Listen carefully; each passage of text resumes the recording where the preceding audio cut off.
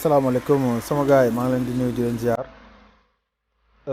tey nag dinañ am xol bu tooy trop ci vidéo bi nga xamante ne nii bëgg nañ ko partage ak yéen ñu bëgg képp ku ko mën nga ko partagé waat ndaxte c'est quelque chose très très urgent. Dafa am góor goo xamante ne nii dafa ñëwoon fii dafa jógoon France après ba mu fa defee 10 ans ñëw Allemagne fii dugal fi asile mais yàlla dogal na ba muy ñëw dafa nekk mag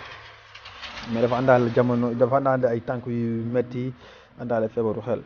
Dinañ partage vidéo bi dina jox quelques informations ngeen jàppale ci ñëpp c'est très très urgent parce que fi muy wax ak yow nii mu ngi nekk ci benn hôpital à Bayern ñu ngi koy def foofu réanimation mu ngi nekk ci situation bu compliqué nañ bàyyi ngeen seetaan vidéo bi après ngeen fexe ñu ko partagel pour que ñu mën a xam ay mbokkam parce que ku ne xam ne na Allemagne ku fi dee te xamuñu say mbokk gars yi dañuy obligé daal di lay lakk te loolu on le souhaite pas. Alors ñu bàyyi la ngeen partager ngeen seetaan vidéo bi après ngeen def le maximum de partage incha allah ah. waaw asalaamaaleykum waaw maa ngi lay ziar yaa ngi si jàmm alhamdulilah waaw léegi man dama doon laaj léegi maanaam sa tur soo ko mënee wax waaw sa tur waaw léegi da ngay wax sa tur Amadou waaw waaw yaa ngi sant nan Sall waaw léegi dañoo bëggoon xam maanaam ci Sénégal ci fan nga dëkk ci Sénégal ci ban région Richard Toll nga ma waxoon voilà Richard Toll waaw mais léegi turu village bi xam nga ko turu village bi nga jógee Agnam Nabi léegi dama bëgg xam maanaam yow kañ nga ñëw fii Allemagne 4 ans presque ça veut dire que ñëw nga fi depuis ay 2018 kon yaa ngi fi voilà ok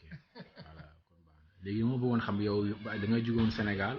loolu nga ma waxoon après ñëw France waaw mais yow France moom ay ñaata at yooyu nga fa am laata ngay ñëw Allemagne ay 9 ans 10 ans à peu près ok vidéo bi nag dama ko defoon rek pour saa ñu mën ko yónnee données yi ci ambassade bu ko defee ñoom dinañ la mën a jàppale mën la identifier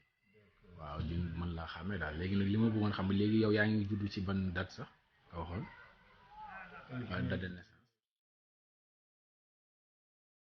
62 1962 ci ban mois mois bi jàppatoo waaw mais toutes les façons man dafa defoon naa benn photo ci Anweisung bi mooy sa Übernachtungsschein bi nga yor fii defoon naa photo bi jox ko xëy na moom bu ko xoolaatee moom boobaa dina ko mën a xool léegi Sénégal yow maanaam